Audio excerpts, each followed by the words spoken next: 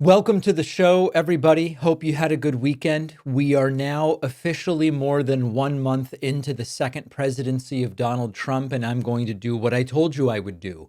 We will track and compare economic metrics.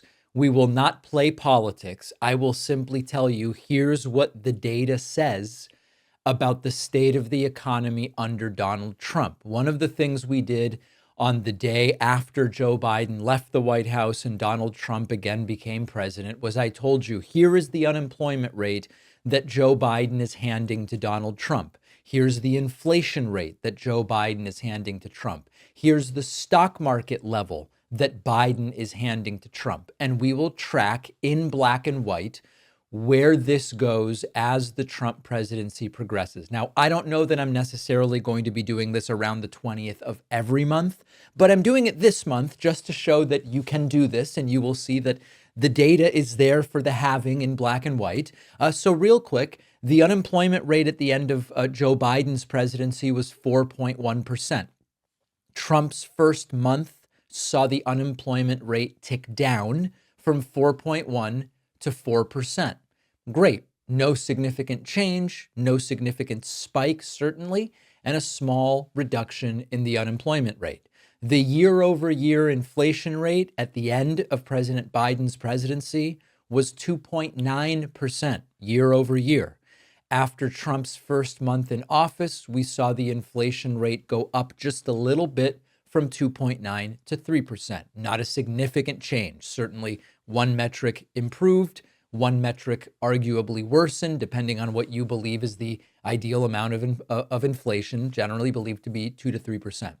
We still don't have, on GDP is longer term. We would look at GDP quarter to quarter and year over year. We don't even have the Q4 2024 GDP number yet, so we're going to have to wait on GDP.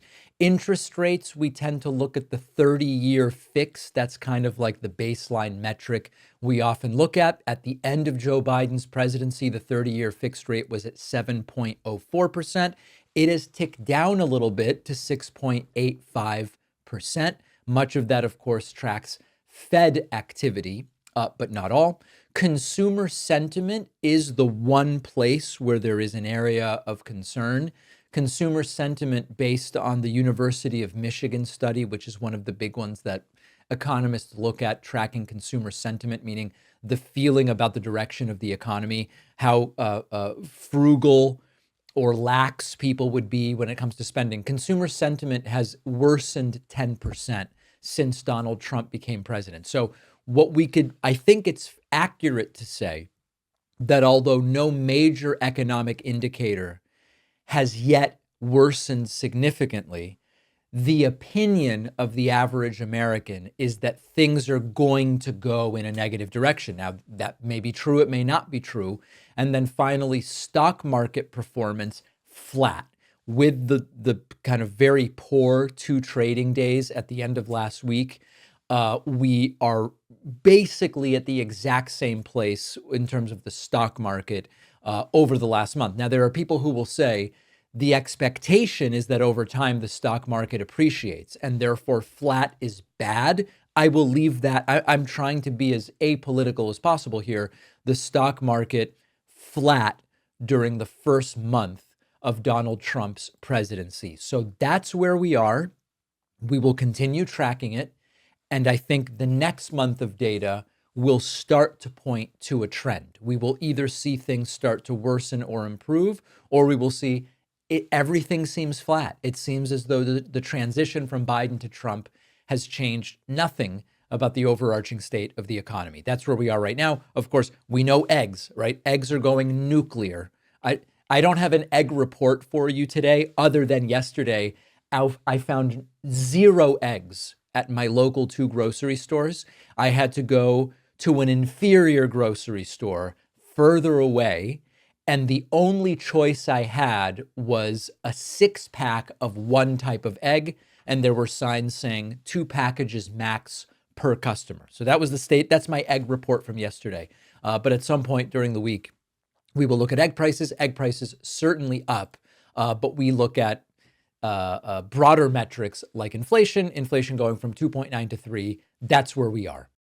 Well, I wrote a book after a long journey and a ton of work. I am really thrilled with how it turned out, and I hope you'll read it. The book is called The Echo Machine, and in a nutshell, it looks at how American politics got so broken, who has already figured out solutions, and how we can try to fix it and stop the terror of Trump for the next 4 years. With Trump winning this election, The Echo Machine couldn't be more relevant, not only a warning about how we got here, but also about what might be coming and how to prevent the worst outcomes. We've got to stay engaged. We need a plan, and that's what the book is about. There's a belief out there that unless you have corporate media behind you, you can't have a successful political book launch, that it's not possible. I think we can prove that wrong. Order The Echo Machine today at davidpakman.com/echo on Amazon, Barnes & Noble, Audible, Kindle, anywhere that books, ebooks, and audiobooks are sold.